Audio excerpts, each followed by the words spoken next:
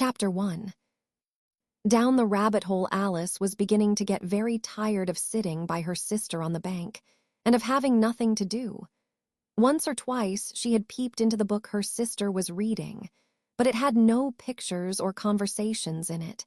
And what is the use of a book, thought Alice, without pictures or conversations? So she was considering in her own mind, as well as she could, for the hot day made her feel very sleepy and stupid. Whether the pleasure of making a daisy chain would be worth the trouble of getting up and picking the daisies, when suddenly a white rabbit with pink eyes ran close by her. There was nothing so very remarkable in that, nor did Alice think it so very much out of the way to hear the rabbit say to itself, "Oh dear. Oh dear. I shall be late." When she thought it over afterwards, it occurred to her that she ought to have wondered at this, but at the time it all seemed quite natural.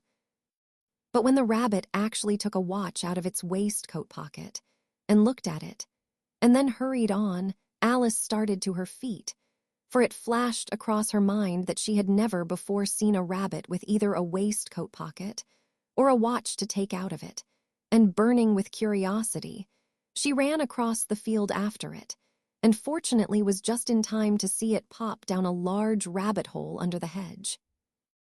In another moment, down went Alice after it, never once considering how in the world she was to get out again. The rabbit hole went straight on like a tunnel for some way, and then dipped suddenly down, so suddenly that Alice had not a moment to think about stopping herself before she found herself falling down a very deep well. Either the well was very deep, or she fell very slowly, for she had plenty of time as she went down to look about her and to wonder what was going to happen next. First, she tried to look down and make out what she was coming to, but it was too dark to see anything. Then she looked at the sides of the well and noticed that they were filled with cupboards and bookshelves. Here and there she saw maps and pictures hung upon pegs. She took down a jar from one of the shelves as she passed. It was labeled orange marmalade, but to her great disappointment it was empty. She did not like to drop the jar for fear of killing somebody underneath, so managed to put it into one of the cupboards as she fell past it. "Well," thought Alice to herself, "after such a fall as this, I shall think nothing of tumbling downstairs. How brave they'll all think me at home. Why, I wouldn't say anything about it, even if I fell off the top of the house," which was very likely true. Down, down, down. Would the fall never come to an end? "I wonder how many miles I've fallen by this time," she said aloud. "I must be getting somewhere, near the center of the earth. Let me see, that would be 4,000 miles down, I think." For, you see, Alice had learnt several things of this sort in her lessons in the schoolroom, and though this was not a very good opportunity for showing off her knowledge, as there was no one to listen to her, still it was good practice to say it over. "Yes, that's about the right distance, but then I wonder what latitude or longitude I've got to." Alice had no idea what latitude was, or longitude either, but thought they were nice grand words to say. Presently she began again. "I wonder if I shall fall right through the earth. How funny it'll seem to come out among the people that walk with their heads downward. The antipathies, I think." She was rather glad there was no one listening, this time, as it didn't sound at all the right word. "But I shall have to ask them what the name of the country is, you know. Please, ma'am, is this New Zealand or Australia?" And she tried to curtsy as she spoke. Fancy curtsying as you're falling through the air. "Do you think you could manage it? And what an ignorant little girl she'll think me for asking. No, it'll never do to ask. Perhaps I shall see it written up somewhere. Down, down, down." There was nothing else to do, so Alice soon began talking again. "Dinah'll miss me very much tonight, I should think." Dinah was the cat. "I hope they'll remember her saucer of milk at tea time. Dinah, my dear, I wish you were down here with me. There are no mice in the air, I'm afraid, but you might catch a bat, and that's very like a mouse, you know. But do cats eat bats, I wonder? And here Alice began to get rather sleepy, and went on saying to herself in a dreamy sort of way, "Do cats eat bats? Do cats eat bats? And sometimes, do bats eat cats?" For, you see, as she couldn't answer either question, it didn't much matter which way she put it. She felt that she was dozing off, and had just begun to dream that she was walking hand in hand with Dinah, and saying to her very earnestly, "Now, Dinah, tell me the truth. Did you ever eat a bat?" When suddenly, thump, thump, down she came upon a heap of sticks and dry leaves, and the fall was over. Alice was not a bit hurt, and she jumped up onto her feet in a moment. She looked up, but it was all dark overhead. Before her was another long passage, and the white rabbit was still in sight, hurrying down it. There was not a moment to be lost. Away went Alice like the wind, and was just in time to hear it say, as it turned a corner, "Oh, my ears and whiskers, how late it's getting." She was close behind it when she turned the corner, but the rabbit was no longer to be seen. She found herself in a long, low hall, which was lit up by a row of lamps hanging from the roof. There were doors all round the hall, but they were all locked. And when Alice had been all the way down one side and up the other, trying every door, she walked sadly down the middle, wondering how she was ever to get out again. Suddenly she came upon a little three-legged table, all made of solid glass. There was nothing on it except a tiny golden key, and Alice's first thought was that it might belong to one of the doors of the hall. But alas, either the locks were too large, or the key was too small, but at any rate it would not open any of them. However, on the second time round, she came upon a low curtain she had not noticed before, and behind it was a little door about 15 inches high. She tried the little golden key in the lock, and to her great delight it fitted. Alice opened the door and found that it led into a small passage, not much larger than a rat hole. She knelt down and looked along the passage into the loveliest garden you ever saw. How she longed to get out of that dark hall and wander about among those beds of bright flowers and those cool fountains, but she could not even get her head through the doorway. "And even if my head would go through," thought poor Alice, "it would be of very little use without my shoulders. Oh, how I wish I could shut up like a telescope. I think I could, if I only knew how to begin." For, you see, so many out-of-the-way things had happened lately that Alice had begun to think that very few things indeed were really impossible. There seemed to be no use in waiting by the little door, so she went back to the table, half hoping she might find another key on it, or at any rate a book of rules for shutting people up like telescopes. This time she found a little bottle on it, "which certainly was not here before," said Alice, and round the neck of the bottle was a paper label with the words "Drink Me" beautifully printed on it in large letters. It was all very well to say, "Drink me," but the wise little Alice was not going to do that in a hurry.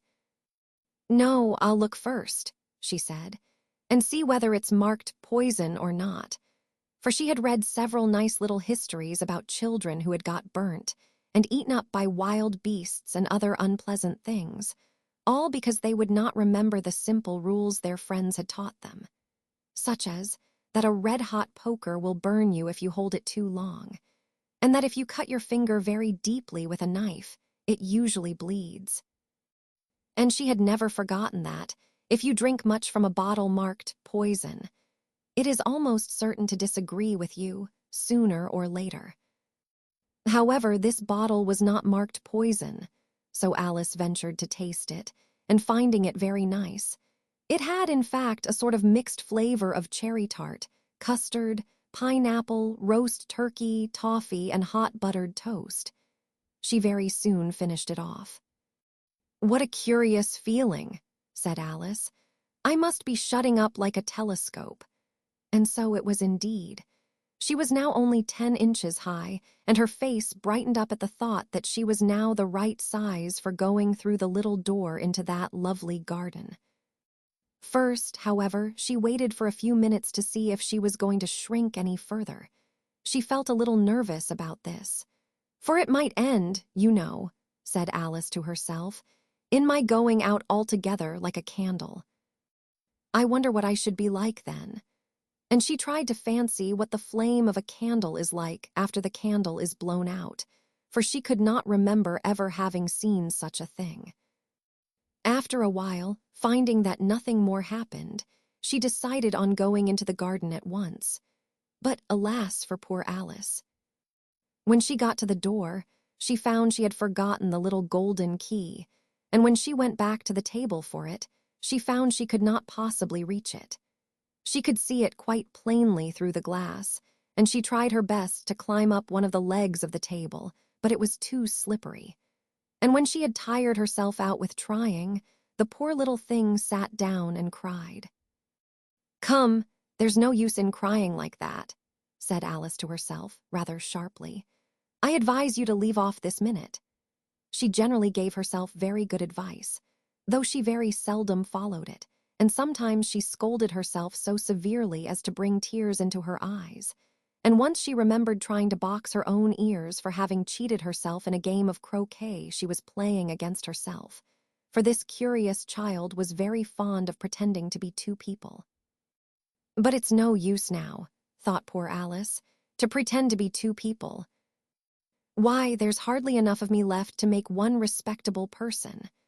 Soon her eye fell on a little glass box that was lying under the table. She opened it and found in it a very small cake, on which the words "Eat Emmy" were beautifully marked in currants. "Well, I'll eat it," said Alice, "and if it makes me grow larger I can reach the key, and if it makes me grow smaller I can creep under the door, so either way I'll get into the garden and I don't care which happens." She ate a little bit and said anxiously to herself, "Which way? Which way?" holding her hand on the top of her head to feel which way it was growing, and she was quite surprised to find that she remained the same size. To be sure, this generally happens when one eats cake, but Alice had got so much into the way of expecting nothing but out of the way things to happen, that it seemed quite dull and stupid for life to go on in the common way. So she set to work, and very soon finished off the cake. Chapter 2. "The pool of tears, curiouser and curiouser," cried Alice. She was so much surprised that for the moment she quite forgot how to speak good English. "Now I'm opening out like the largest telescope that ever was. Goodbye, feet." For when she looked down at her feet, they seemed to be almost out of sight. They were getting so far off. "Oh, my poor little feet. I wonder who will put on your shoes and stockings for you now, dears." "I'm sure I shan't be able. I shall be a great deal too far off to trouble myself about you. You must manage the best way you can. But I must be kind to them," thought Alice, "or perhaps they won't walk the way I want to go. Let me see, I'll give them a new pair of boots every Christmas." And she went on planning to herself how she would manage it. "They must go by the carrier," she thought, "and how funny it'll seem, sending presents to one's own feet.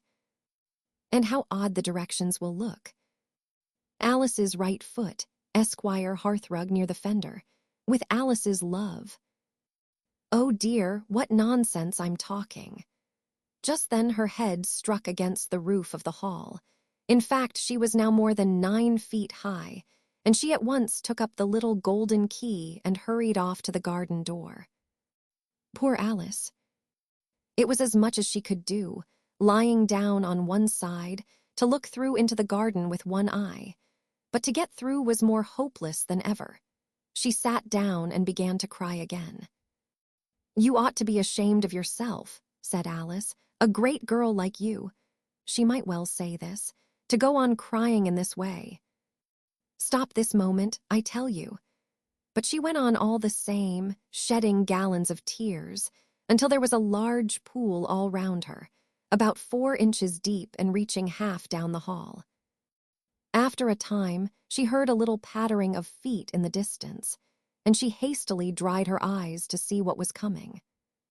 It was the White Rabbit returning, splendidly dressed, with a pair of white kid gloves in one hand and a large fan in the other.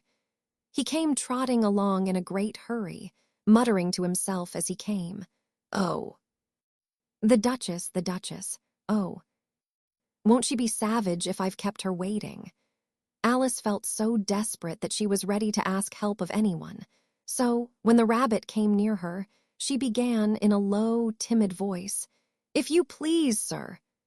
The rabbit started violently, dropped the white kid gloves and the fan, and scurried away into the darkness as hard as he could go. Alice took up the fan and gloves, and, as the hall was very hot, she kept fanning herself all the time she went on talking. Dear, dear. How queer everything is today. And yesterday things went on just as usual. I wonder if I've been changed in the night. Let me think. Was I the same when I got up this morning? I almost think I can remember feeling a little different. But if I'm not the same, the next question is, who in the world am I? Ah, that's the great puzzle. And she began thinking over all the children she knew that were of the same age as herself, to see if she could have been changed for any of them. "I'm sure I'm not Ada," she said, "for her hair goes in such long ringlets, and mine doesn't go in ringlets at all. And I'm sure I can't be Mabel, for I know all sorts of things, and she knows such a very little. Besides, she's she, and I'm I, and oh dear, how puzzling it all is. I'll try if I know all the things I used to know. Let me see. 4 times 5 is 12, and 4 times 6 is 13, and 4 times 7 is, oh dear. I shall never get to 20 at that rate. However, the multiplication table doesn't signify. Let's try geography. London is the capital of Paris, and Paris is the capital of Rome, and Rome. No, that's all wrong, I'm certain. I must have been changed for Mabel. I'll try and say, how doth the little? And she crossed her hands on her lap as if she were saying lessons, and began to repeat it, but her voice sounded hoarse and strange, and the words did not come the same as they used to do. How doth the little crocodile improve his shining tail, and pour the waters of the Nile on every golden scale? How cheerfully he seems to grin, how neatly spread his claws, and welcome little fishes in with gently smiling jaws. I'm sure those are not the right words, said poor Alice, and her eyes filled with tears again as she went on. I must be Mabel after all, and I shall have to go and live in that poky little house, and have next to no toys to play with, and oh, ever so many lessons to learn. No, I've made up my mind about it. If I'm Mabel, I'll stay down here. It'll be no use their putting their heads down and saying, "Come up again, dear." I shall only look up and say, who am I then? Tell me that first, and then if I like being that person, I'll come up. If not, I'll stay down here till I'm somebody else. But oh dear, cried Alice with a sudden burst of tears, I do wish they would put their heads down. I am so very tired of being all alone here. As she said this, she looked down at her hands, and was surprised to see that she had put on one of the rabbit's little white kid gloves while she was talking. How can I have done that? She thought. I must be growing small again.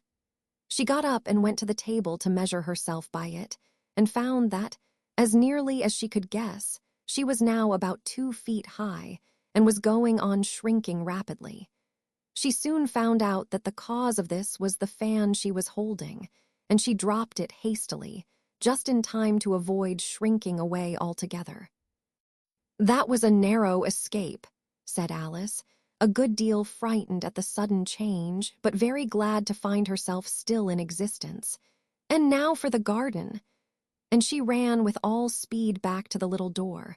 But alas, The little door was shut again, and the little golden key was lying on the glass table as before. And things are worse than ever, thought the poor child, for I never was so small as this before, never. And I declare it's too bad, that it is. As she said these words, her foot slipped, and in another moment, splash. She was up to her chin in salt water. Her first idea was that she had somehow fallen into the sea. And in that case, I can go back by railway, she said to herself. Alice had been to the seaside once in her life, and had come to the general conclusion that wherever you go to on the English coast, you find a number of bathing machines in the sea, some children digging in the sand with wooden spades, then a row of lodging houses, and behind them a railway station. However, she soon made out that she was in the pool of tears which she had wept when she was 9 feet high. "I wish I hadn't cried so much," said Alice, as she swam about, trying to find her way out. "I shall be punished for it now, I suppose, by being drowned in my own tears. That will be a queer thing, to be sure. However, everything is queer today." Just then she heard something splashing about in the pool a little way off, and she swam nearer to make out what it was. At first, she thought it must be a walrus or hippopotamus, but then she remembered how small she was now, and she soon made out that it was only a mouse that had slipped in like herself. Would it be of any use now, thought Alice, to speak to this mouse? Everything is so out of the way down here that I should think very likely it can talk. At any rate, there's no harm in trying. So she began, "Oh, mouse, do you know the way out of this pool?" "I am very tired of swimming about here, oh mouse." Alice thought this must be the right way of speaking to a mouse. She had never done such a thing before, but she remembered having seen in her brother's Latin grammar, "A mouse of a mouse to a mouse, a mouse, oh mouse." The mouse looked at her rather inquisitively and seemed to her to wink with one of its little eyes, but it said nothing. "Perhaps it doesn't understand English," thought Alice. "I dare say it's a French mouse come over with William the Conqueror." For, with all her knowledge of history, Alice had no very clear notion how long ago anything had happened. So she began again, "Où est ma chat?" which was the first sentence in her French lesson book. The mouse gave a sudden leap out of the water and seemed to quiver all over with fright. "Oh, I beg your pardon," cried Alice hastily, afraid that she had hurt the poor animal's feelings. "I quite forgot you didn't like cats." "Not like cats," cried the mouse in a shrill, passionate voice. "Would you like cats if you were me?" "Well, perhaps not," said Alice in a soothing tone. "Don't be angry about it. And yet I wish I could show you our cat Dinah. I think you'd take a fancy to cats if you could only see her. She is such a dear quiet thing," Alice went on, half to herself, as she swam lazily about in the pool. "And she sits purring so nicely by the fire, licking her paws and washing her face. And she is such a nice, soft thing to nurse. And she's such a capital one for catching mice. Oh, I beg your pardon," cried Alice again, for this time the mouse was bristling all over, and she felt certain it must be really offended. "We won't talk about her any more if you'd rather not." "We indeed," cried the mouse, who was trembling down to the end of his tail.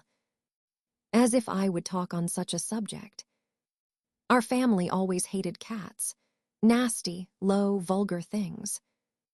Don't let me hear the name again."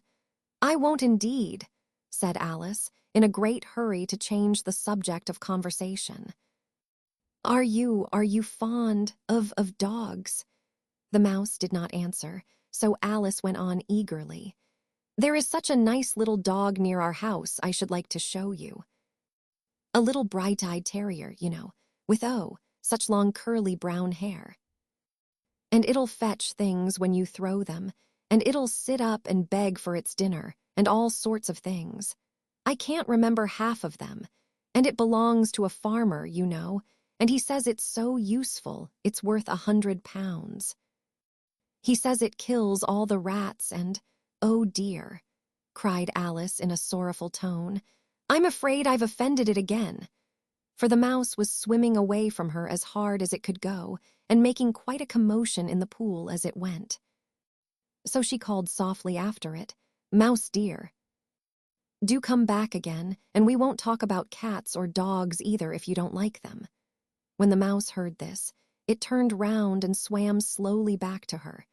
Its face was quite pale, with passion, Alice thought, and it said in a low, trembling voice, "Let us get to the shore, and then I'll tell you my history, and you'll understand why it is I hate cats and dogs." It was high time to go, for the pool was getting quite crowded with the birds and animals that had fallen into it. There were a duck and a dodo, a lory and an eaglet, and several other curious creatures. Alice led the way, and the whole party swam to the shore. Chapter 3. A caucus race and a long tail, they were indeed a queer-looking party that assembled on the bank. The birds with draggled feathers, the animals with their fur clinging close to them, and all dripping wet, cross, and uncomfortable. The first question, of course, was how to get dry again. They had a consultation about this, and after a few minutes it seemed quite natural to Alice to find herself talking familiarly with them, as if she had known them all her life. Indeed, she had quite a long argument with the lory, who at last turned sulky, and would only say, "I am older than you and must know better." And this Alice would not allow without knowing how old it was, and as the lory positively refused to tell its age, there was no more to be said. At last the mouse, who seemed to be a person of authority among them, called out, "Sit down, all of you, and listen to me. I'll soon make you dry enough." They all sat down at once, in a large ring with the mouse in the middle. Alice kept her eyes anxiously fixed on it, for she felt sure she would catch a bad cold if she did not get dry very soon. "Ahem," said the mouse with an important air. "Are you all ready? This is the driest thing I know. Silence all round, if you please." William the Conqueror, whose cause was favored by the Pope, was soon submitted to by the English, who wanted leaders, and had been of late much accustomed to usurpation and conquest. Edwin and Morcar, the Earls of Mercia and Northumbria. Said the lory with a shiver. "I beg your pardon," said the mouse, frowning, but very politely. "Did you speak?" "Not I," said the lory hastily. "I thought you did," said the mouse. "I proceed. Edwin and Morcar, the Earls of Mercia and Northumbria, declared for him, and even Stigand, the patriotic Archbishop of Canterbury, found it advisable." "Found what?" said the duck. "Found it," the mouse replied rather crossly. "Of course you know what it means." "I know what it means well enough when I find a thing," said the duck. "It's generally a frog or a worm. The question is, what did the Archbishop find?"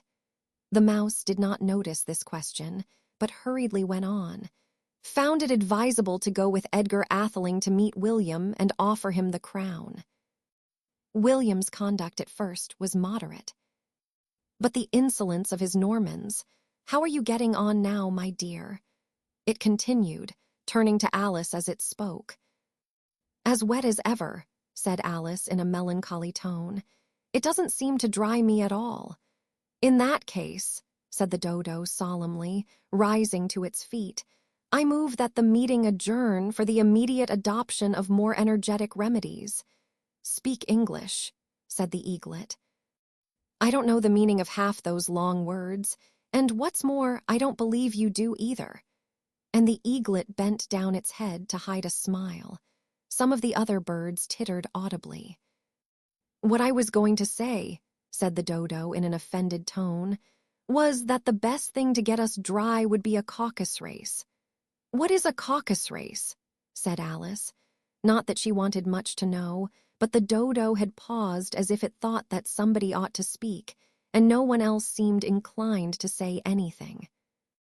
"Why," said the dodo, "the best way to explain it is to do it. And, as you might like to try the thing yourself, some winter day, I will tell you how the dodo managed it. First, it marked out a race course in a sort of circle. The exact shape doesn't matter, it said. And then all the party were placed along the course here and there. There was no 1, 2, 3, and away. But they began running when they liked and left off when they liked, so that it was not easy to know when the race was over. However, when they had been running half an hour or so and were quite dry again, the dodo suddenly called out, "The race is over." And they all crowded round it, panting and asking, "But who has won?"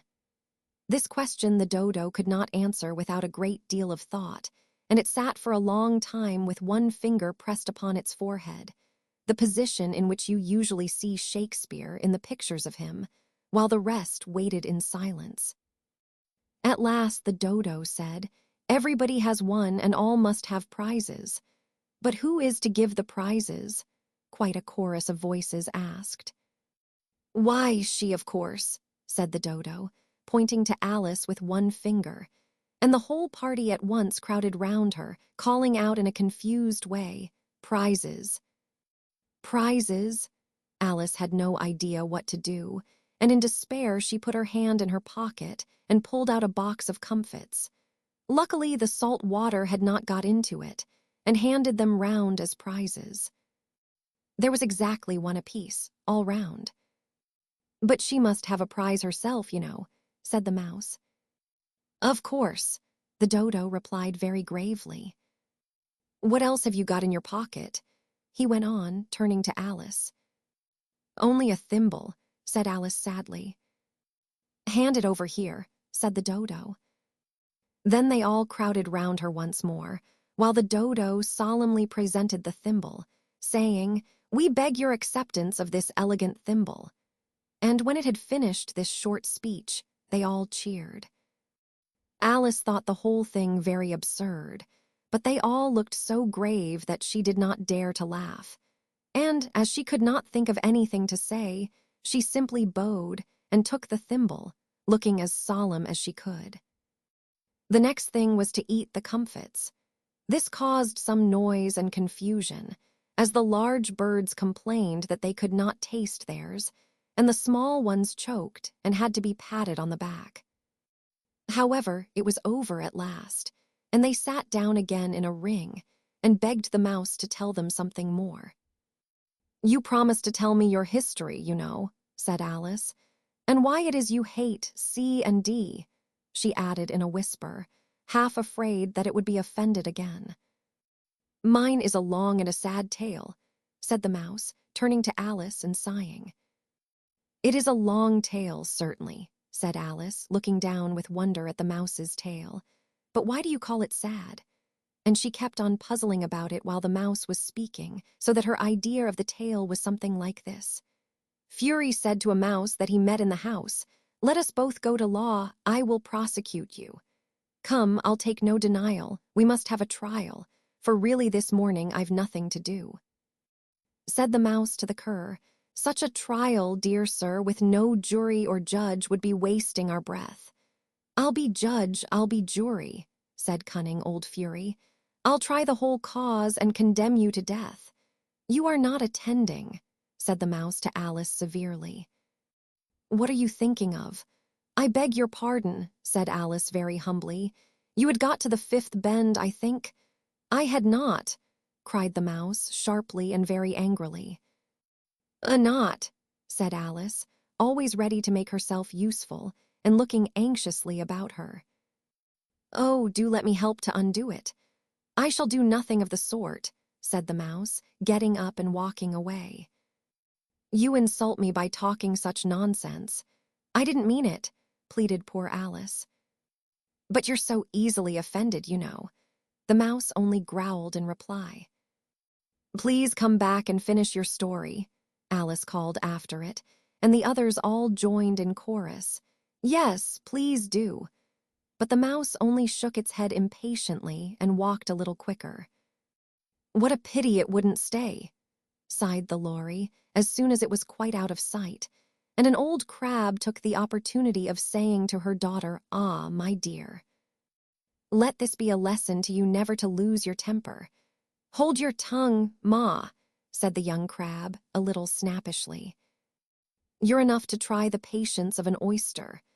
"I wish I had our Dinah here, I know I do," said Alice aloud, addressing nobody in particular.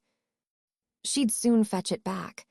And who is Dinah, if I might venture to ask the question?" said the Lory. Alice replied eagerly, for she was always ready to talk about her pet. "Dinah's our cat.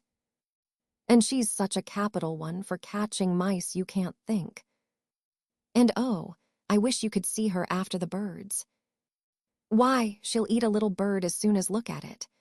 This speech caused a remarkable sensation among the party.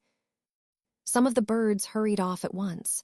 One old magpie began wrapping itself up very carefully, remarking, "I really must be getting home.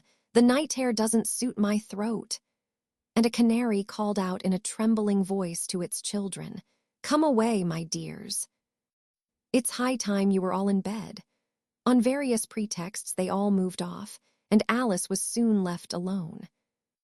"I wish I hadn't mentioned Dinah," she said to herself in a melancholy tone. "Nobody seems to like her down here, and I'm sure she's the best cat in the world.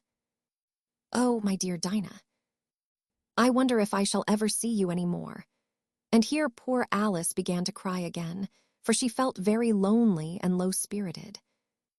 In a little while, however, she again heard a little pattering of footsteps in the distance, and she looked up eagerly, half hoping that the mouse had changed his mind and was coming back to finish his story. Chapter 4. The rabbit sends in a little bill. It was the white rabbit, trotting slowly back again, and looking anxiously about as it went, as if it had lost something. And she heard it muttering to itself, "The Duchess. The Duchess, oh my dear paws. Oh my fur and whiskers. She'll get me executed, as sure as ferrets are ferrets. Where can I have dropped them, I wonder?" Alice guessed in a moment that it was looking for the fan and the pair of white kid gloves, and she very good-naturedly began hunting about for them, but they were nowhere to be seen. Everything seemed to have changed since her swim in the pool, and the great hall, with the glass table and the little door, had vanished completely. Very soon the rabbit noticed Alice, as she went hunting about, and called out to her in an angry tone, "Why, Mary Ann, what are you doing out here? Run home this moment, and fetch me a pair of gloves and a fan. Quick now." And Alice was so much frightened that she ran off at once in the direction it pointed to, without trying to explain the mistake it had made. "He took me for his housemaid," she said to herself as she ran. "How surprised he'll be when he finds out who I am. But I'd better take him his fan and gloves, that is, if I can find them." As she said this, she came upon a neat little house, on the door of which was a bright brass plate with the name W. Rabbit engraved upon it.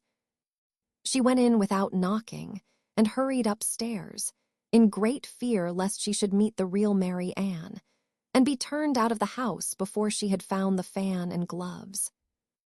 "How queer it seems," Alice said to herself, "to be going messages for a rabbit.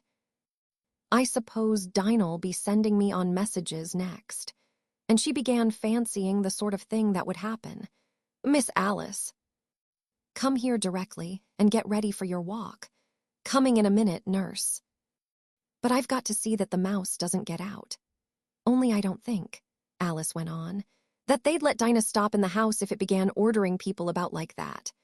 By this time, she had found her way into a tidy little room with a table in the window, and on it, as she had hoped, a fan and 2 or 3 pairs of tiny white kid gloves.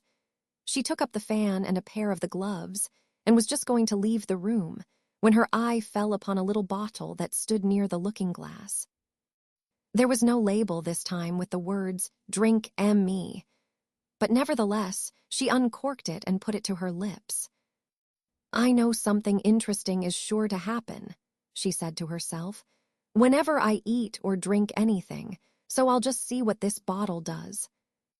I do hope it'll make me grow large again, for really I'm quite tired of being such a tiny little thing. It did so indeed, and much sooner than she had expected. Before she had drunk half the bottle, she found her head pressing against the ceiling and had to stoop to save her neck from being broken. She hastily put down the bottle, saying to herself, "That's quite enough. I hope I shan't grow any more. As it is, I can't get out at the door. I do wish I hadn't drunk quite so much." Alas, it was too late to wish that. She went on growing, and very soon had to kneel down on the floor. In another minute, there was not even room for this, and she tried the effect of lying down with one elbow against the door and the other arm curled round her head. Still she went on growing, and, as a last resource, she put one arm out of the window and one foot up the chimney, and said to herself, "Now I can do no more, whatever happens. What will become of me?" Luckily for Alice, the little magic bottle had now had its full effect, and she grew no larger. Still, it was very uncomfortable, and, as there seemed to be no sort of chance of her ever getting out of the room again, no wonder she felt unhappy. It was much pleasanter at home, thought poor Alice, when one wasn't always growing larger and smaller and being ordered about by mice and rabbits. I almost wish I hadn't gone down that rabbit hole, and yet, it's rather curious, this sort of life. I do wonder what can have happened to me. When I used to read fairy tales, I fancied that kind of thing never happened, and now here I am in the middle of one. There ought to be a book written about me, that there ought. And when I grow up, I'll write one, but I'm grown up now, she added in a sorrowful tone. At least there's no room to grow up any more here. But then, thought Alice, shall I never get any older than I am now? That'll be a comfort, one way, never to be an old woman, but then always to have lessons to learn. Oh, I shouldn't like that. Oh, you foolish Alice, she answered herself. How can you learn lessons in here? Why, there's hardly room for you, and no room at all for any lesson books. And so she went on, taking first one side and then the other, and making quite a conversation of it altogether. But after a few minutes, she heard a voice outside and stopped to listen. "Mary Ann," said the voice. "Fetch me my gloves this moment." Then came a little pattering of feet on the stairs. Alice knew it was the rabbit coming to look for her, and she trembled till she shook the house, quite forgetting that she was now about 1,000 times as large as the rabbit, and had no reason to be afraid of it. Presently the rabbit came up to the door and tried to open it, but as the door opened inwards and Alice's elbow was pressed hard against it, that attempt proved a failure. Alice heard it say to itself, "Then I'll go round and get in at the window." "That you woe," thought Alice, and after waiting till she fancied she heard the rabbit just under the window, she suddenly spread out her hand and made a snatch in the air. She did not get hold of anything, but she heard a little shriek and a fall, and a crash of broken glass, from which she concluded that it was just possible it had fallen into a cucumber frame, or something of the sort. Next came an angry voice, the rabbit's, "Pat, Pat." "Where are you?" And then a voice she had never heard before, "Sure then, I'm here." "Digging for apples, Your Honor." "Digging for apples, indeed," said the rabbit angrily. "Here. Come and help me out of this." Sounds of more broken glass. "Now tell me, Pat, what's that in the window?" "Sure, it's an arm, Your Honor." He pronounced it a rum. "An arm, you goose. Who ever saw one that size?" "Why, it fills the whole window." "Sure it does, Your Honor, but it's an arm for all that." "Well, it's got no business there, at any rate. Go and take it away." There was a long silence after this, and Alice could only hear whispers now and then, such as, Sure, I don't like it, Your Honor, at all, at all. Do as I tell you, you coward. And at last she spread out her hand again and made another snatch in the air. This time there were two little shrieks, and more sounds of broken glass. What a number of cucumber frames there must be, thought Alice. I wonder what they'll do next. As for pulling me out of the window, I only wish they could. I'm sure I don't want to stay in here any longer. She waited for some time without hearing anything more. At last came a rumbling of little cartwheels and the sound of a good many voices all talking together. She made out the words. Where's the other ladder? Why, I hadn't to bring but one, Bill's got the other bill. Fetch it here, lad. Here, put 'em up at this corner. No, tie 'em together first. They don't reach half high enough yet, oh. They'll do well enough. Don't be particular. Here, Bill. Catch hold of this rope. Will the roof bear? Mind that loose slate. Oh, it's coming down. Heads below. A loud crash. Now, who did that? It was Bill, I fancy, who's to go down the chimney. Nay, I shan't. You do it. That I won't then. Bill's to go down, here, Bill. The master says you're to go down the chimney. Oh. So Bill's got to come down the chimney, has he? Said Alice to herself. Shy, they seem to put everything upon Bill. I wouldn't be in Bill's place for a good deal. This fireplace is narrow, to be sure, but I think I can kick a little. She drew her foot as far down the chimney as she could, and waited till she heard a little animal. She couldn't guess of what sort it was, scratching and scrambling about in the chimney close above her. Then, saying to herself, "This is Bill," she gave one sharp kick and waited to see what would happen next. The first thing she heard was a general chorus of "There goes Bill." Then the rabbit's voice along, "Catch him, you by the hedge." Then silence, and then another confusion of voices. "Hold up his head. Brandy now, don't choke him. How was it, old fellow?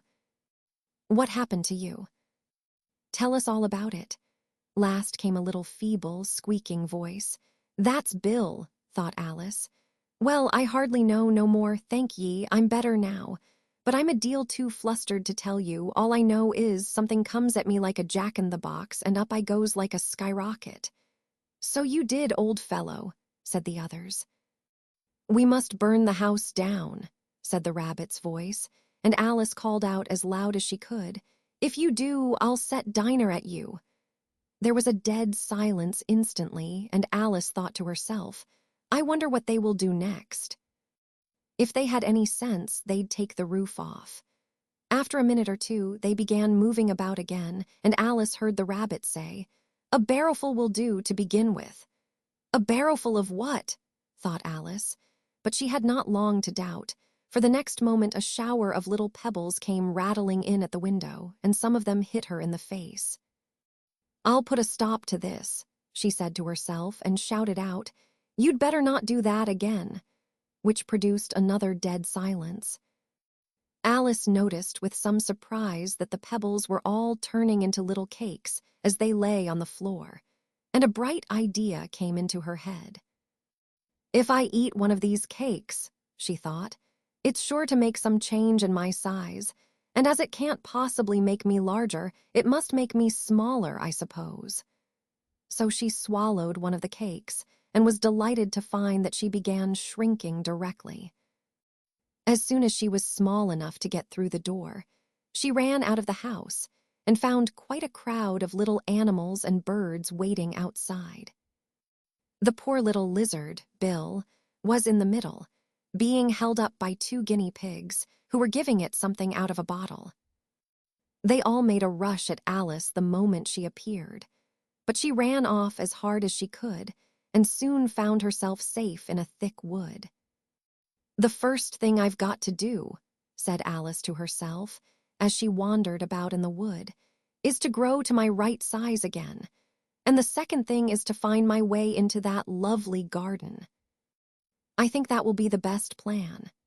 It sounded an excellent plan, no doubt, and very neatly and simply arranged. The only difficulty was that she had not the smallest idea how to set about it.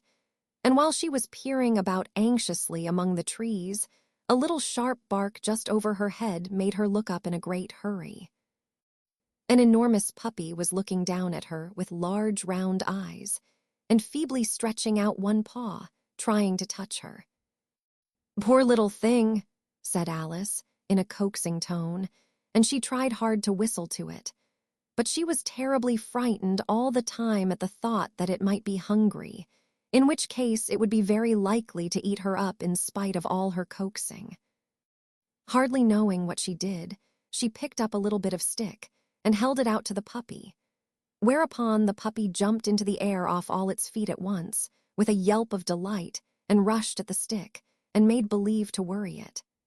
Then Alice dodged behind a great thistle to keep herself from being run over, and the moment she appeared on the other side, the puppy made another rush at the stick and tumbled head over heels in its hurry to get hold of it. Then Alice, thinking it was very like having a game of play with a cart horse, and expecting every moment to be trampled under its feet, ran round the thistle again. Then the puppy began a series of short charges at the stick, running a very little way forwards each time and a long way back, and barking hoarsely all the while, till at last it sat down a good way off, panting, with its tongue hanging out of its mouth, and its great eyes half shut. This seemed to Alice a good opportunity for making her escape, so she set off at once, and ran till she was quite tired and out of breath, until the puppy's bark sounded quite faint in the distance. "And yet what a dear little puppy it was," said Alice, as she leant against a buttercup to rest herself and fanned herself with one of the leaves. "I should have liked teaching it tricks very much, if I'd only been the right size to do it. Oh dear, I'd nearly forgot that I've got to grow up again. Let me see, how is it to be managed? I suppose I ought to eat or drink something or other, but the great question is, what?" The great question certainly was, what? Alice looked all round her at the flowers and the blades of grass, but she did not see anything that looked like the right thing to eat or drink under the circumstances. There was a large mushroom growing near her, about the same height as herself, and when she had looked under it and on both sides of it and behind it, it occurred to her that she might as well look and see what was on the top of it. She stretched herself up on tiptoe and peeped over the edge of the mushroom, and her eyes immediately met those of a large blue caterpillar that was sitting on the top with its arms folded, quietly smoking a long hookah and taking not the smallest notice of her or of anything else. Chapter 5. Advice from a caterpillar. The caterpillar and Alice looked at each other for some time in silence. At last the caterpillar took the hookah out of its mouth and addressed her in a languid, sleepy voice. "Who are you?" said the caterpillar. This was not an encouraging opening for a conversation. Alice replied, rather shyly, I hardly know, sir, just at present. At least I know who I was when I got up this morning, but I think I must have been changed several times since then." "What do you mean by that?" said the caterpillar sternly. "Explain yourself." "I can't explain myself, I'm afraid, sir," said Alice, "because I'm not myself, you see." "I don't see," said the caterpillar. "I'm afraid I can't put it more clearly," Alice replied very politely, "for I can't understand it myself to begin with, and being so many different sizes in a day is very confusing." "It isn't," said the caterpillar. "Well, perhaps you haven't found it so yet," said Alice, "but when you have to turn into a chrysalis, you will someday, you know, and then after that into a butterfly, I should think you'll feel it a little queer, won't you?" "Not a bit," said the caterpillar. "Well, perhaps your feelings may be different," said Alice. "All I know is, it would feel very queer to me." "You," said the caterpillar contemptuously. "Who are you?" Which brought them back again to the beginning of the conversation. Alice felt a little irritated at the caterpillar, making such very short remarks, and she drew herself up and said, very gravely, I think you ought to tell me who you are first. Why? Said the caterpillar. Here was another puzzling question, and as Alice could not think of any good reason, and as the caterpillar seemed to be in a very unpleasant state of mind, she turned away. Come back, the caterpillar called after her. I've something important to say. This sounded promising, certainly. Alice turned and came back again. Keep your temper, said the caterpillar. Is that all? Said Alice, swallowing down her anger as well as she could. No, said the caterpillar. Alice thought she might as well wait, as she had nothing else to do, and perhaps after all it might tell her something worth hearing. For some minutes it puffed away without speaking, but at last it unfolded its arms, took the hookah out of its mouth again, and said, So you think you're changed, do you? I'm afraid I am, sir, said Alice. I can't remember things as I used, and I don't keep the same size for 10 minutes together. Can't remember what things, said the caterpillar. Well, I've tried to say, how doth the little busy bee? But it all came different. Alice replied in a very melancholy voice. Repeat, you are old, Father William, said the caterpillar. Alice folded her hands and began. You are old, Father William, the young man said, and your hair has become very white, and yet you incessantly stand on your head. Do you think at your age it is right? In my youth, Father William replied to his son, I feared it might injure the brain, but now that I'm perfectly sure I have none, why, I do it again and again. You are old, said the youth, as I mentioned before, and have grown most uncommonly fat. Yet you turned a back somersault in at the door, pray, what is the reason of that? In my youth, said the sage, as he shook his gray locks, I kept all my limbs very supple by the use of this ointment. 1 shilling the box, allow me to sell you a couple. You are old, said the youth, and your jaws are too weak for anything tougher than suet. Yet you finished the goose with the bones and the beak, pray, how did you manage to do it? In my youth, said his father, I took to the law and argued each case with my wife, and the muscular strength which it gave to my jaw has lasted the rest of my life. You are old, said the youth. One would hardly suppose that your eye was as steady as ever, yet you balanced an eel on the end of your nose. What made you so awfully clever? I have answered 3 questions, and that is enough, said his father. Don't give yourself airs. Do you think I can listen all day to such stuff? Be off, or I'll kick you downstairs. That is not said right, said the caterpillar. Not quite right, I'm afraid, said Alice timidly. Some of the words have got altered. It is wrong from beginning to end, said the caterpillar decidedly, and there was silence for some minutes. The caterpillar was the first to speak. What size do you want to be? It asked. Oh, I'm not particular as to size, Alice hastily replied. Only one doesn't like changing so often, you know. I don't know, said the caterpillar. Alice said nothing. She had never been so much contradicted in her life before, and she felt that she was losing her temper. Are you content now? Said the caterpillar. Well, I should like to be a little larger, sir, if you wouldn't mind, said Alice. 3 inches is such a wretched height to be.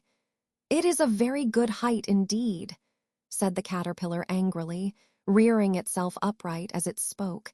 It was exactly 3 inches high. But I'm not used to it, pleaded poor Alice in a piteous tone.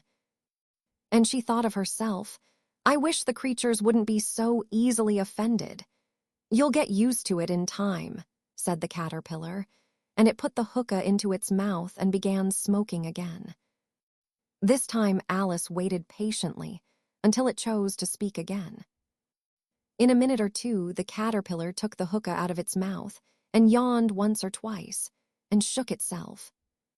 Then it got down off the mushroom and crawled away in the grass, merely remarking as it went, One side will make you grow taller, and the other side will make you grow shorter. One side of what? The other side of what? thought Alice to herself. Of the mushroom, said the caterpillar, just as if she had asked it aloud, and in another moment it was out of sight. Alice remained looking thoughtfully at the mushroom for a minute, trying to make out which were the two sides of it. And as it was perfectly round, she found this a very difficult question. However, at last, she stretched her arms round it as far as they would go, and broke off a bit of the edge with each hand. And now which is which? She said to herself, and nibbled a little of the right hand bit to try the effect. The next moment she felt a violent blow underneath her chin. It had struck her foot. She was a good deal frightened by this very sudden change, but she felt that there was no time to be lost, as she was shrinking rapidly. So she set to work at once to eat some of the other bit. Her chin was pressed so closely against her foot that there was hardly room to open her mouth. But she did it at last, and managed to swallow a morsel of the left-hand bit. "Come, my head's free at last," said Alice in a tone of delight, which changed into alarm in another moment, when she found that her shoulders were nowhere to be found. All she could see, when she looked down, was an immense length of neck, which seemed to rise like a stalk out of a sea of green leaves that lay far below her. "What can all that green stuff be?" said Alice. "And where have my shoulders got to? And oh, my poor hands, how is it I can't see you?" She was moving them about as she spoke, but no result seemed to follow, except a little shaking among the distant green leaves. As there seemed to be no chance of getting her hands up to her head, she tried to get her head down to them, and was delighted to find that her neck would bend about easily in any direction, like a serpent. She had just succeeded in curving it down into a graceful zigzag, and was going to dive in among the leaves, which she found to be nothing but the tops of the trees under which she had been wandering, when a sharp hiss made her draw back in a hurry. A large pigeon had flown into her face, and was beating her violently with its wings. "Serpent!" screamed the pigeon. "I'm not a serpent," said Alice indignantly. "Let me alone. Serpent, I say again," repeated the pigeon, but in a more subdued tone, and added with a kind of sob, "I've tried every way, and nothing seems to suit them." "I haven't the least idea what you're talking about," said Alice. "I've tried the roots of trees, and I've tried banks, and I've tried hedges," the pigeon went on, without attending to her.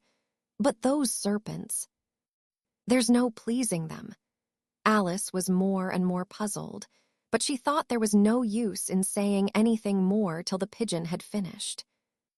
"As if it wasn't trouble enough hatching the eggs," said the pigeon, "but I must be on the lookout for serpents night and day.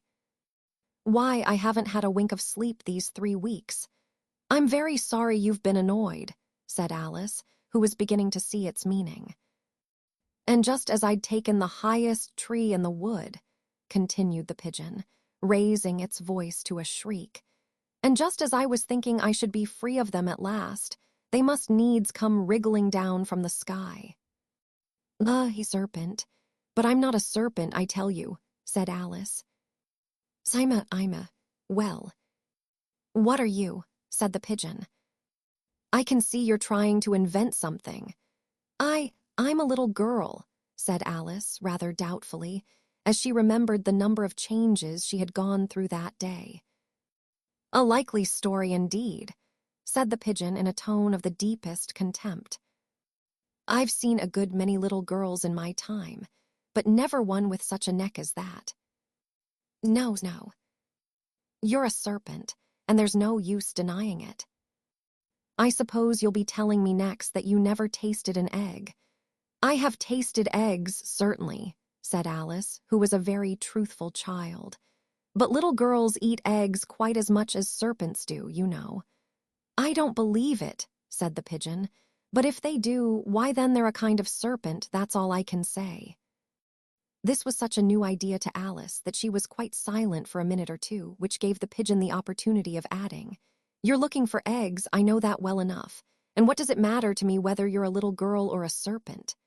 "It matters a good deal to me," said Alice hastily. "But I'm not looking for eggs as it happens, and if I was, I shouldn't want yours. I don't like them raw." "Well, be off then," said the pigeon in a sulky tone as it settled down again into its nest. Alice crouched down among the trees as well as she could, for her neck kept getting entangled among the branches, and every now and then she had to stop and untwist it. After a while, she remembered that she still held the pieces of mushroom in her hands, and she set to work very carefully, nibbling first at one and then at the other, and growing sometimes taller and sometimes shorter, until she had succeeded in bringing herself down to her usual height. It was so long since she had been anything near the right size that it felt quite strange at first, but she got used to it in a few minutes and began talking to herself as usual. "Come, there's half my plan done now. How puzzling all these changes are. I'm never sure what I'm going to be, from one minute to another. However, I've got back to my right size. The next thing is to get into that beautiful garden. How is that to be done, I wonder?" As she said this, she came suddenly upon an open place with a little house in it about 4 feet high.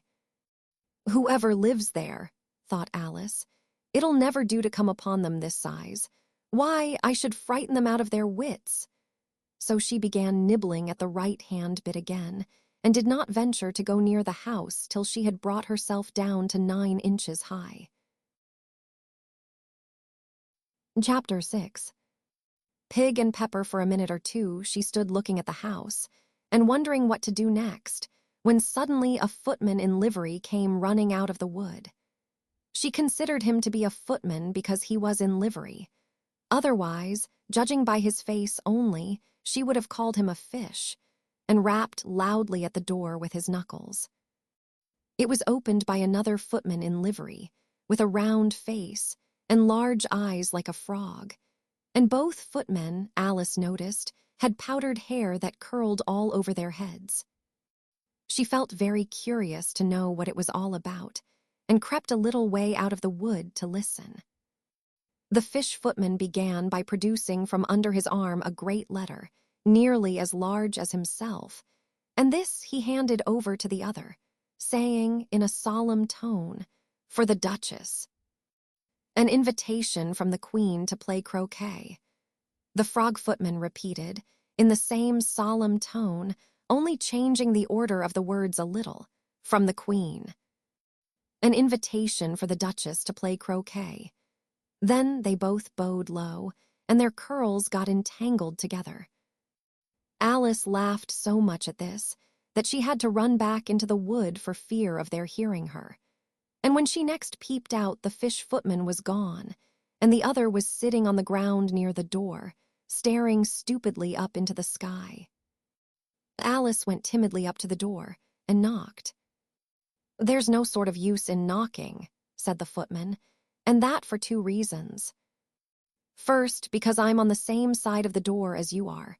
Secondly, because they're making such a noise inside, no one could possibly hear you." And certainly there was a most extraordinary noise going on within, a constant howling and sneezing, and every now and then a great crash, as if a dish or kettle had been broken to pieces. "Please, then," said Alice, "how am I to get in? There might be some sense in your knocking," the footman went on without attending to her, "if we had the door between us.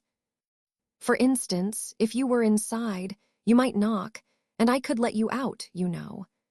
He was looking up into the sky all the time he was speaking, and this Alice thought decidedly uncivil. "But perhaps he can't help it," she said to herself. "His eyes are so very nearly at the top of his head. But at any rate he might answer questions. How am I to get in?" she repeated aloud. "I shall sit here," the footman remarked, "till tomorrow." At this moment the door of the house opened, and a large plate came skimming out, straight at the footman's head. It just grazed his nose and broke to pieces against one of the trees behind him.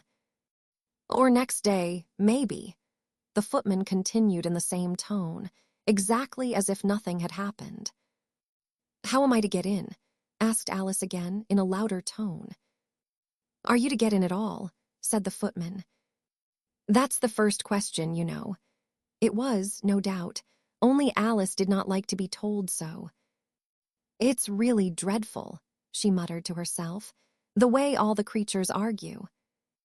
It's enough to drive one crazy." The footman seemed to think this a good opportunity for repeating his remark, with variations. "I shall sit here," he said, "on and off for days and days." "But what am I to do?" said Alice. "Anything you like," said the footman, and began whistling. "Oh, there's no use in talking to him," said Alice desperately. "He's perfectly idiotic." And she opened the door and went in. The door led right into a large kitchen, which was full of smoke from one end to the other. The Duchess was sitting on a three-legged stool in the middle, nursing a baby. The cook was leaning over the fire, stirring a large cauldron which seemed to be full of soup. "There's certainly too much pepper in that soup," Alice said to herself, as well as she could for sneezing. There was certainly too much of it in the air. Even the Duchess sneezed occasionally. And as for the baby, it was sneezing and howling alternately without a moment's pause. The only things in the kitchen that did not sneeze were the cook and a large cat which was sitting on the hearth and grinning from ear to ear. "Please, would you tell me," said Alice a little timidly, for she was not quite sure whether it was good manners for her to speak first, "why your cat grins like that?" "It's a Cheshire cat," said the Duchess, "and that's why." "Pig," she said the last word with such sudden violence that Alice quite jumped, but she saw in another moment that it was addressed to the baby, and not to her, so she took courage and went on again. "I didn't know that Cheshire cats always grinned. In fact, I didn't know that cats could grin."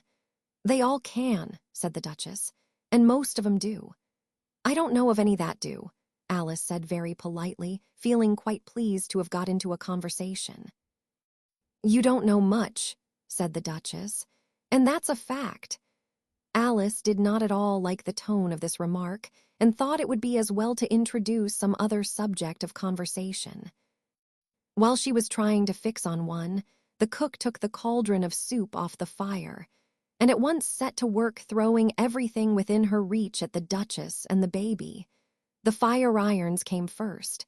Then followed a shower of saucepans, plates, and dishes. The Duchess took no notice of them even when they hit her, and the baby was howling so much already that it was quite impossible to say whether the blows hurt it or not. "Oh, please mind what you're doing," cried Alice, jumping up and down in an agony of terror. "Oh, there goes his precious nose," as an unusually large saucepan flew close by it and very nearly carried it off. "If everybody minded their own business," the Duchess said in a hoarse growl, "the world would go round a deal faster than it does."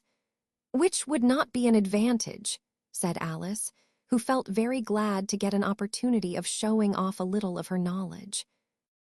"Just think of what work it would make with the day and night. You see, the earth takes 24 hours to turn round on its axis." "Talking of axes," said the Duchess, "chop off her head."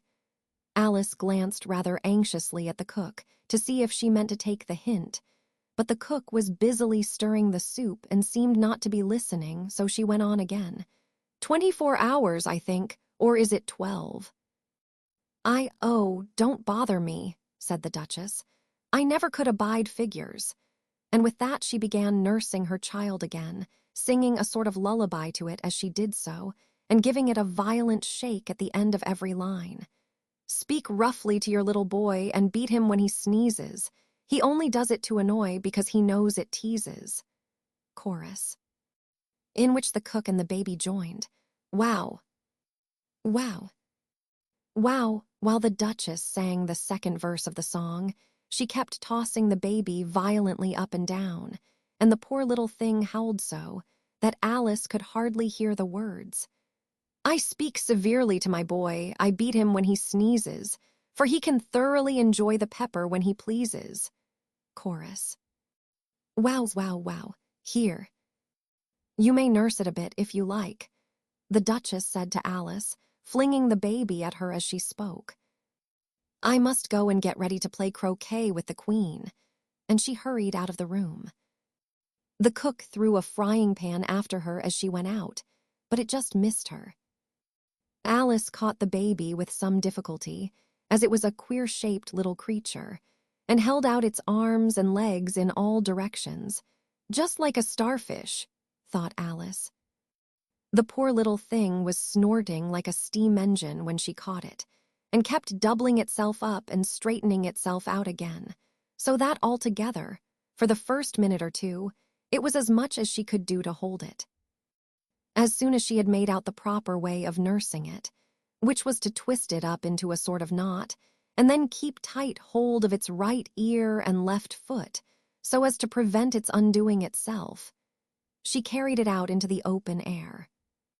If I don't take this child away with me, thought Alice, they're sure to kill it in a day or two. Wouldn't it be murder to leave it behind? She said the last words out loud, and the little thing grunted in reply. It had left off sneezing by this time. Don't grunt, said Alice. That's not at all a proper way of expressing yourself. The baby grunted again, and Alice looked very anxiously into its face to see what was the matter with it. There could be no doubt that it had a very turn-up nose, much more like a snout than a real nose. Also, its eyes were getting extremely small for a baby. Altogether, Alice did not like the look of the thing at all. But perhaps it was only sobbing, she thought, and looked into its eyes again to see if there were any tears. No, there were no tears. If you're going to turn into a pig, my dear, said Alice seriously, I'll have nothing more to do with you. Mind now. The poor little thing sobbed again, or grunted. It was impossible to say which, and they went on for some while in silence. Alice was just beginning to think to herself, now, what am I to do with this creature when I get it home? When it grunted again, so violently that she looked down into its face in some alarm. This time there could be no mistake about it. It was neither more nor less than a pig, and she felt that it would be quite absurd for her to carry it further. So she set the little creature down, and felt quite relieved to see it trot away quietly into the wood. If it had grown up, she said to herself, it would have made a dreadfully ugly child, but it makes rather a handsome pig, I think. And she began thinking over other children she knew, who might do very well as pigs, and was just saying to herself, if one only knew the right way to change them, when she was a little startled by seeing the Cheshire Cat sitting on a bough of a tree a few yards off. The cat only grinned when it saw Alice. It looked good-natured, she thought. Still, it had very long claws and a great many teeth, so she felt that it ought to be treated with respect. Cheshire Puss, she began, rather timidly, as she did not at all know whether it would like the name. However, it only grinned a little wider. Come, it's pleased so far, thought Alice, and she went on. Would you tell me, please, which way I ought to go from here? That depends a good deal on where you want to get to, said the cat. I don't much care where, said Alice. Then it doesn't matter which way you go, said the cat. So long as I get somewhere, Alice added as an explanation. Oh, you're sure to do that, said the cat, if you only walk long enough. Alice felt that this could not be denied, so she tried another question. What sort of people live about here? In that direction, the cat said, waving its right paw round, lives a hatter, and in that direction, waving the other paw, lives a March hare. Visit either you like, they're both mad. But I don't want to go among mad people, Alice remarked. Oh, you can't help that, said the cat. We're all mad here. I'm mad. You're mad. How do you know I'm mad? Said Alice. You must be, said the cat, or you wouldn't have come here. Alice didn't think that proved it at all. However, she went on, and how do you know that you're mad? To begin with, said the cat, a dog's not mad. You grant that. I suppose so, said Alice. Well then, the cat went on, you see, a dog growls when it's angry and wags its tail when it's pleased. Now I growl when I'm pleased and wag my tail when I'm angry. Therefore I'm mad. I call it purring, not growling, said Alice. Call it what you like, said the cat. Do you play croquet with the Queen today?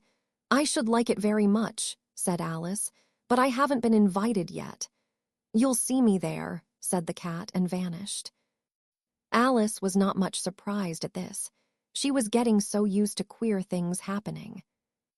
While she was looking at the place where it had been, it suddenly appeared again. By the by, what became of the baby? Said the cat. I'd nearly forgotten to ask. It turned into a pig, Alice quietly said, just as if it had come back in a natural way. I thought it would, said the cat and vanished again. Alice waited a little, half expecting to see it again, but it did not appear, and after a minute or two she walked on in the direction in which the March Hare was said to live. I've seen hatters before, she said to herself. The March Hare will be much the most interesting, and perhaps as this is May it won't be raving mad, at least not so mad as it was in March. As she said this, she looked up, and there was the cat again, sitting on a branch of a tree. Did you say pig or fig? Said the cat. I said pig, replied Alice, and I wish you wouldn't keep appearing and vanishing so suddenly. You make one quite giddy. All right, said the cat, and this time it vanished quite slowly, beginning with the end of the tail and ending with the grin, which remained some time after the rest of it had gone.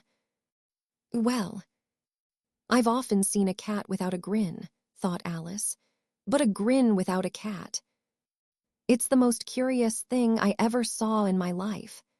She had not gone much farther before she came in sight of the house of the March Hare.